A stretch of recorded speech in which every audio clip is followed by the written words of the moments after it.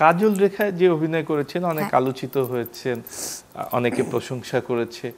আপনি যদি একজন বিশেষজ্ঞ হন তাহলে আপনার যে কাজ কাজল রেখায় অভিনয়, আপনি নিজেকে কত মার্কস দিবেন? 0। 0? কেন? কারণ আমি জাস্ট মাত্র শুরু করেছি। আমি একদিক থেকে নিজেকে ভীষণ পরিমাণে লাকি মনে করি, কারণ আমার কাছে সামহাও মনে হয় যে আমি কোনো কিছু চাওয়ার আগে সেটা আমি পেয়ে যাই। বা থাকে না যে মানুষের অনেক বছর ধরে বা অনেক একটা আশা আকাঙ্ক্ষা স্বপ্ন থাকে, আমার আসলে সেটা দেখার আগেও হয়ে যায়, এরকম হয়েছে আমার সাথে ব্যাপারটা। সো বেসিকলি কাজল রেখায় নাম ভূমিকায় কাজ করেছি, আবার ডিরেক্টর গিয়াসউদ্দিন সেলিম ভাইয়ের মতো একজন নামকরা পরিচালকের সাথে।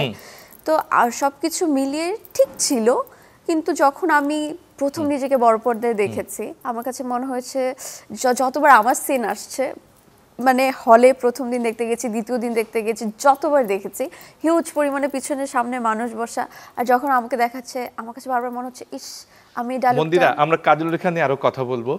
আপনি নীল চক্র করেছেন, যেটি সদ্যমাত্র রিলিজ পেয়েছে।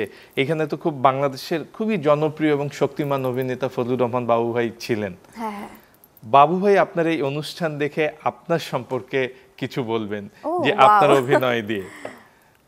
বাবু ভাই, আপনাকে ঈদ মোবারক। জি, ঈদ মোবারক সবাইকে। বাবু ভাই, আপনাকে সবাইকে ঈদ মোবারক। মন্দিরাও আপনাকে ঈদ মোবারক জানিয়েছেন। জি, ঈদ মোবারক। বাবু ভাই, নতুন অভিনেত্রী হিসাবে মন্দিরার অভিনয় কেমন দেখলেন?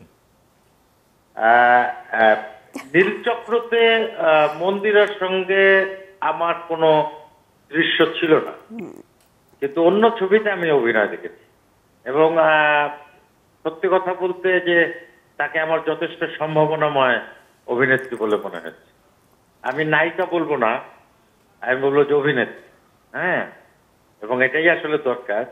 আমি অন্য ছবিতেও দেখেছি, তো সেটাই, এবং শুভকামনা থাকলো। আর আমাদের দেশে তো অনেক নতুন নতুন শিল্পী আসছে, প্রতিভাবান শিল্পী আসছে। আমরা আশাবাদী হয়ে উঠি যখন আমাদের তরুণরা ভালো অভিনয় করে এবং কাজের সঙ্গে নিষ্ঠার সঙ্গে যুক্ত থাকে।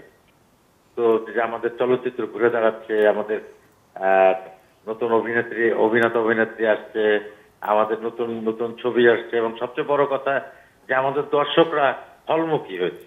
তো সবকিছু মিলিয়ে আমি মনে করি যে আমাদের একটি ভালো সময়, এই সময় আমাদের ভালো ভালো নেতা নেত্রীরা কাজ করবে, এবং মন্দির অবশ্যই তার মধ্যে একটি উজ্জ্বল নক্ষত্র হয়ে থাকে। বাবু ভাই, মন্দিরা বলছিলেন যে ওর প্রথম যে চলচ্চিত্র কাজল রেখা, সেটা ও নিজেকে 0 মার্কস দিয়েছে।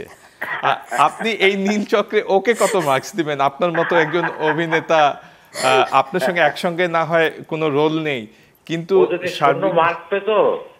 গিয়াসউদ্দিন সেলিম তো আমার খুবই কাছের একজন পরিচালক, জি জি, এবং তার সঙ্গে আমি অনেক কাজ করেছি, নাটক এবং চলচ্চিত্র। জি, গিয়াসউদ্দিন সেলিম 0 মার্ক পেলে তাকে রাখতো না। আচ্ছা আচ্ছা আচ্ছা, সে অবশ্যই 5 মার্ক পেয়েছে, না হলে তাকে রাখতো না।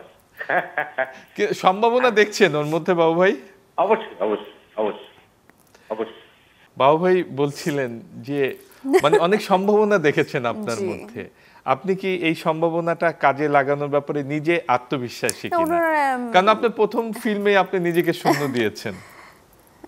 আমার তো তাই মনে হয়, বললাম না, আমি নিজেকে দেখলে যে আমার কাছে অনেক ভুল ধরা পড়ে চোখে, যে আরো ভালো করতে পারতাম, আর ভালো ডায়লগ দিতে পারতাম, এইখানে এক্সপ্রেশনটা আরো ভালো দিতে পারতাম। আমি শুধু খুদ দেখি, আমি ভালো কিছু দেখতে পারি না যখন আমার নিজের সিন আসে। সো বাবু ভাই যেটা বললেন আর কি, যে আমি কথাটা সবসময় মাথায় রাখি, যে অনেকে আমাকে জিজ্ঞাসা করে যে নায়িকা নাকি অভিনেত্রী, এটা নাকি আমি জানি না, এটা আমাকে, আপনি কি ভাবেন নিজেকে? আমি নিজেকে একজন অভিনেত্রী হিসাবে দেখতে চাই দিন শেষে। কারণ আমাকে যেন মানুষ একটা পর্যায়ে গিয়ে বলে যে আমার অভিনয়ের ভক্ত তারা। কারণ সুন্দর তো সবাই বলে কম বেশি, এটা তো আমরা শুনেই আসি বরাবরই। মানে যারা আমাদেরকে পছন্দ করে না তারাও সামনে এসে বলে খুব ভালো লাগছে, সুন্দর লাগছে। এটা একটু র্যান্ডম হয়ে গেছে, কিন্তু আমি যেহেতু এত কষ্ট করে কাজ করছি, আমার এই প্রফেশন আমার এটা, আমার কাছে মনে হয় যে দিন শেষে মানুষ আমাকে বলুক যে মন্দিরা তুমি দুর্দান্ত অভিনয় করো। আচ্ছা, এই যে সুন্দর যে বলে, কেউ কি কখনো বলেছে তোমাকে সুন্দর লাগে না বা লাগছে না? এটা কি শুনেছেন কখনো? শুনিনি। এখন পর্যন্ত শুনেন নাই। আচ্ছা, যাই হোক, আমরা চলচ্চিত্রের কথা বলছিলাম। তো কাজল রেখা আপনি নিজেকে শূন্য দিলেন, এটা আপনার সো কাইন্ড অফ ইউ। কিন্তু নীলচক্রে নিজেকে কত দিবেন?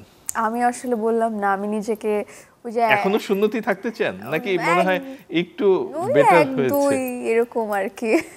এটা আসলে আমি না পুরা মানে নিজের ঢোল নিজে পিটাতে হয় না কিন্তু রাজীব ভাই। তো আমার কাছে মনে হয় যে আমি প্রতিবারই যতবারই আমার সিনেমা আসবে না কেন, আমি একটা দর্শকের হাতে ছেড়ে দিতে চাই। দর্শক আমাকে যা মার্ক দেবে আমি সেটাতেই খুশি।